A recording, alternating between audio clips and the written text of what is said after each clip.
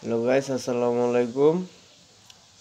আমার আর কোনো দোয়া কবুল হয়েছে কি না আমি জানি না, তবে একটা দোয়া কবুল হয়েছে। আমি মোনাজাতে বলছিলাম, আমার সাথে যে নারী এত বড় বেঈমানি করছে, এটা আমি হজম করে বেঁচে আছি। সবাই পারবে না, হে আল্লাহ, কোনো দুশ্মনের সাথেও যে এমন করতে না পারে, উনি পারেও নাই।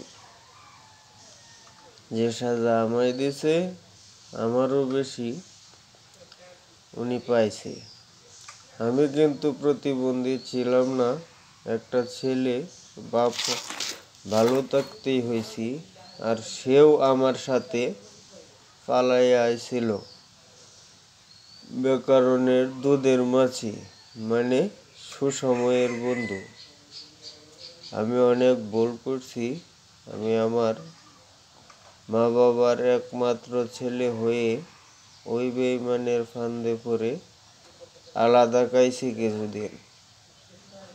এখনো আমার বাবা আমায় ছাড়া ভাত খাইলে নাকি পেট ভরে না, ভাতের প্লেট নিয়ে বসে থাকে আমার অপেক্ষায়।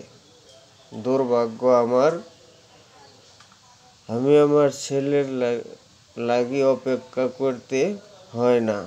একা খেতে খেতে অভ্যাসে পরিণত হয়ে গেছে। সবাই দোয়া করবেন, আল্লাহ যেন আমার ছেলেটাকে হেফাজতে রাখে এবং সঠিক বুঝ দান করেন, যাতে লোভী না হয়। আমি লোভী হলে ভিক্ষা করে অনেক কামাতে পারতাম। লোভী কিন্তু আমিও, সেটা মান সম্মান ধরে রাখার। আমি সম্মানের ভিক্ষুক, আপনার টাকার বা ধনের না।